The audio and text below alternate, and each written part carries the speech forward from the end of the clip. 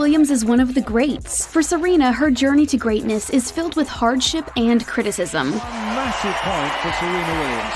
People try to bring her down because she's unabashedly herself. No, I'm just me, and that's all I can be. She is not afraid to use her voice to stand up for her beliefs, actively encouraging young girls to chase after their dreams. Let's not boo anymore. We're gonna get through this, and let's be positive. Serena Williams is not only a champion of the courts, but a champion for equality. She's said, "The day I stop fighting for equality and for people that look like you and me will be the day I'm in my grave." It's been tough here for me, but thank you so much. Over the last decade, Serena Williams has become an icon of resilience, strength, and beauty. She has won 23 major single titles, the most ever by any man or woman. She was ranked #1 on 8 separate occasions between 2002 and 2017. With 39 Grand Slam titles, Williams holds the record for the most titles in singles, doubles, and mixed doubles amongst all active tennis players combined. She is a 4-time Olympic gold medalist. Even with her accomplishments, critics were quick to dismiss her being the greatest tennis player. In fact, that's been the narrative throughout her professional career. Skeptics were always willing to bring her down. No matter what they nitpick about her, Serena does not let it get in her way of achieving greatness on and off the court. Even with the incredible amount of success throughout the years, Williams had an overwhelming number of obstacles to overcome professionally and personally. Serena's strength comes from her background. Her parents raised her to love herself and, on the courts, to chase every ball. If you were a tennis player, who would you want to be like? Well, I like other people to be like me. Serena Jamaica Williams was born in Saginaw, Michigan to Richard Williams and Oracene Price. Her father was a sharecropper from Louisiana who moved to Michigan. He was key on turning his daughters Venus and Serena Williams into tennis superstars. The two sisters are part of a family of 5 daughters, with Serena being the youngest. At a young age, Serena Williams was competitive and a perfectionist. Her mother, Oracene, recalled, "With Serena, everything had to be perfect, and she would get frustrated if it wasn't. She always had to win, no matter if it was a talent show, cards, she had to be the winner. She would sit on cards, and they let her do it. They gave it to her even if she didn't win. I think it affects her to this day because she hates losing." In 1983, the family moved to Compton, California. After learning that top female tennis players can earn thousands of dollars per tournament, Richard was determined to see his 2 youngest girls succeed. Richard eventually left his job to coach the girls full-time. Serena is a quick learner and had a drive like no other. In 1991, she played her first junior tournament at the age of 9 and made it to the final where she faced Venus. For that particular tournament, Venus was signed on by her parents to play, but Serena signed herself up. The sisters played so few junior tournaments for a number of reasons. Their father wanted Serena to go slowly and also focus on school because they were kids. He didn't want them to burn out before they went pro. They also faced intolerance from other tennis tournament goers due to them being racially different. At the time, Serena was 46-3 on the Junior United States Tennis Association Tour and ranked first in the 10 and under division. Richard chose to withhold the daughters from competition until they were ready to compete on the pro tour. In 1991, they met with their first high-profile professional coach, Rick Macy, in Compton. A few months later, the family moved to Florida so that Serena and Venus could train with him at Greenleaf Golf and Tennis Resort in Haines City. There, Richard let go of some of his coaching responsibilities, but not the management of Serena and Venus's career. Wary of his daughters burning out too quickly, he scaled back their junior tournament schedule.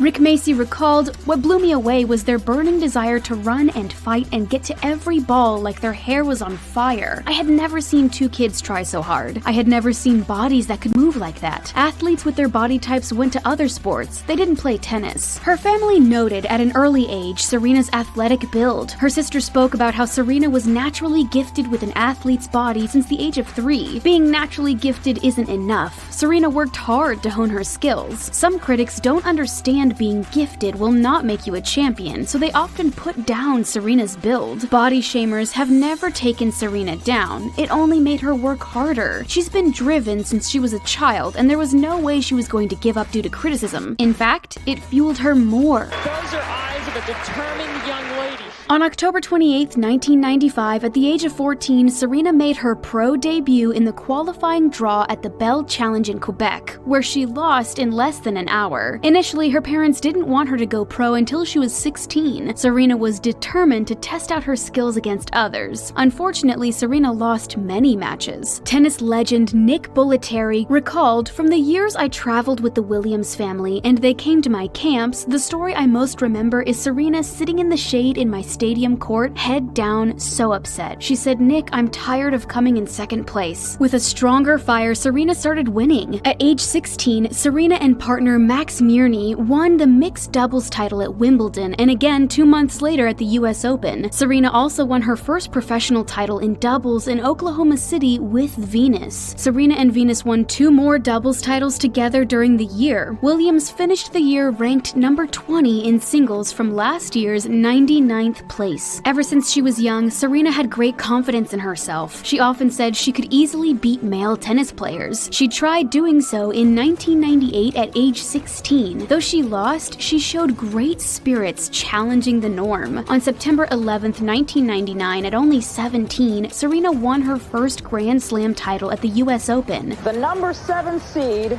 is the 1999 U.S. Open Women's Champion. She made history being the first African-American woman to win a major in the Open era. The win put her into 4th place. The media took more interest in Serena, putting her on the cover of Sports Illustrated. In 2001, the Williams sisters vowed never to play at Indian Wells after an incident. Venus was set to play a semi-final against Kim Clijsters but dropped out due to injury. The crowd acted especially rowdy and greeted Serena with jeers. A crescendo of boos for Serena Williams.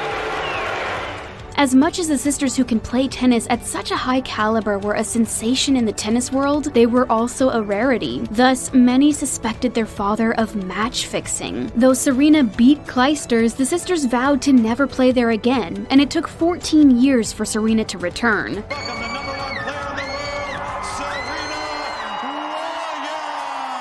Later that year, the sisters met again in the final of the US Open, the first Williams vs. Williams Grand Slam title match. Serena loses to big sister Venus. People say this loss was worse for Serena because it was to her sister, but it motivated her like no other loss. After an injury, Serena took over the courts. She won her first day court title at the Italian Open, the 2002 French Open, her first Wimbledon title, and the US Open. She returned to the Australian Open a year later and won, completing the Serena Slam by holding all 4 major titles simultaneously but not in the same calendar year. Incredibly, Serena faced Venus in all 4 finals matches. Coming off a high, the next few years Serena faced many hardships. In 2002, her parents divorced, which put a strain on her mental health. Then, in 2003, her sister and assistant, Yetunde Price, passed away unexpectedly, adding more to her mental strain. The tragedy shook the family as the 5 sisters relied on each other emotionally. That didn't stop her from playing tennis. Serena won her second Australian Open early in 2005, but had to deal with her knee injuries, poor conditioning, and coping with her sister's tragic passing. Serena began to focus less on her tennis career and did more things outside of it. In 2007, a charity trip to Africa changed Serena's life. Her mother explains, "Seeing where she came from, how we got to where we are now, seeing the ports where they shipped us off, and the life of our people, that really changed her attitude about being a black woman." Serena's new resolve rekindled her love for tennis. She decided that if she's going to play, she's gonna win, and that she did. Newly determined, Serena begins working with renowned fitness trainer Mackie Shilstone. After working with some of the best athletes in the world, he said, "Serena is one of the most mentally tough individual athletes I've ever seen, man or woman, in 30 years of experience." In 2008, Serena and Venus won doubles at the Beijing Olympics. A few weeks later, Serena won her 3rd US Open title. Coming off a win at Wimbledon and having won 3 of her past 4 majors, Serena makes it to the semi-final of the US Open, where she looks to defend her 2008 title. In the semi-final, Serena plays Clijsters, at the time an unseeded wildcard, who had last won the tournament in 2005 and lost the first set 6-4. She bashes her racket on the court, earning her a warning for racket abuse. In the second set, with Clijsters up 6-5 and Serena serving, to send the set into a tiebreak, lineswoman Shinode Tsurubuchi called Serena for a foot fault on her second serve. Serena argues the call, threatens the lineswoman. The match ends early. 3 months later, she is fined $82,500 and placed on a 2-year probation. It's the largest fine ever levied against a professional tennis player. Friends and family close to Serena explained she was at a breaking point after everything she's experienced throughout her professional tennis career. She later apologized for the outburst. In 2010, she continued to win, but in January, a pulmonary embolism was detected in her lungs. She did not play again until June of 2011, but she was back in the courts in no time. Serena returned to the courts, but with a losing streak into 2012. After defeat, Serena reached out to French tennis coach Patrick Mouratoglou. While most players leave town after losing, Serena decided to practice at the place she lost the French Open. In 2012, with Mouratoglou, Serena worked hard. 3 months later, she won Wimbledon for the 5th time. She followed that performance by winning 2 Olympic gold medals in singles and doubles at the London Games. In 2013, Serena, now 31 and the oldest female tennis player to be ranked number 1, won her 5th US Open, then made history again, being the oldest winner of the Australian Open at 33 years old. The same year, she won her 20th Grand Slam victory after winning the French Open. The next month, Serena won Wimbledon for the 6th time and, at 33 years, 289 days, becomes the oldest player to win a Grand Slam singles title. With the win, she earned her second Serena Slam by holding all 4 major titles at once. She was 1 win away from tying Graf's record of 22 Grand Slam wins and becoming the first woman since Graf in 1988 to complete the calendar year Grand Slam. Sports Illustrated named Serena its Sportsperson of the Year, the first solo female to be awarded the honor since 1983. Serena was criticized for the magazine's cover image, but it didn't faze her. Serena is very comfortable in her skin because her mother made sure she raised her daughters to know they're beautiful and strong women. As a powerful woman of color in the world of tennis, she was not the norm. Critics did not hold back to let her know. They have depicted her in unimaginable ways, commenting on her skin, body, and features, often conveying that she should play men's tennis. She's been tested for performance-enhancing drugs more than twice as often as her peers. With the increased amount of spotlight, Serena used it to become an advocate. Though Serena never set out to be a role model, she is an aspiration for millions. Those closest to her say she is simply being herself. Staying true to herself was key. She never gave up, and those are the actions that made people realize Serena is a warrior. With her platform, she's very vocal about equality for women and people of color, as she is both. She is a vocal advocate of the Black Lives Matter movement before the movement went national. In 2015, she wrote a piece in Wired magazine encouraging Black Lives Matter activists not to get discouraged. She's also praised those who have fought for social justice, such as Colin Kaepernick. For over a decade, she's been pushing for equal pay for women in tennis and other fields. In 2017, Serena Williams broke down why the gender pay gap hits Black women the hardest in a powerful essay for Fortune. She wrote, "The cycles of poverty, discrimination, and sexism are much harder to break than the record for Grand Slam titles. For every Black woman that rises through the ranks to a position of power, there are too many others who are still struggling." And we have to use our voice, and we have to deserve the same treatment as everyone else. She embraces her identity. Serena has backed many woman-owned companies such as Bumble, The Wing, and Billy. Recently, she bought a stake under her daughter's name in Angel City, an upcoming women's professional football club, as she wanted her daughter to be part of history. When faced with unfairness, Serena is not afraid to call it out, such as the case when she called out an umpire for taking a game when she called him a thief.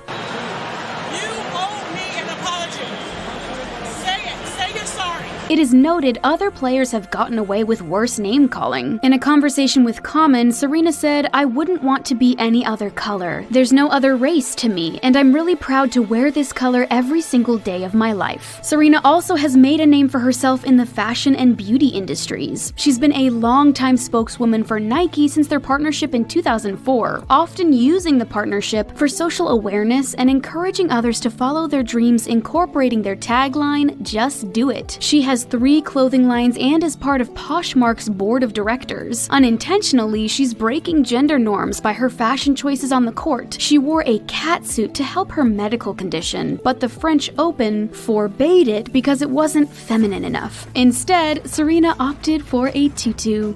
On January 28, 2017, Serena became undeniably the greatest. Congratulations, Serena, on number 23. She defeated Big Venus in Melbourne to win her 7th Australian Open title and capture her 23rd Grand Slam, giving her more Grand Slam titles than any player in the Open era. The record proved skeptics wrong. There's nothing to fault in her professional career. Serena is the greatest. It was later revealed she was 20 weeks pregnant at the time. After the birth of her daughter, Serena suffered from a pulmonary embolism. After recovery, she later returned to the courts. However, she was unable to capture another title until earlier this year at the 2020 ASB Classic. No matter what comes her way, she will never give up. Serena Williams' legacy is still being written. Our champion, the legendary Serena Williams. Be sure to like this video and subscribe to our channel, and thanks for stopping by.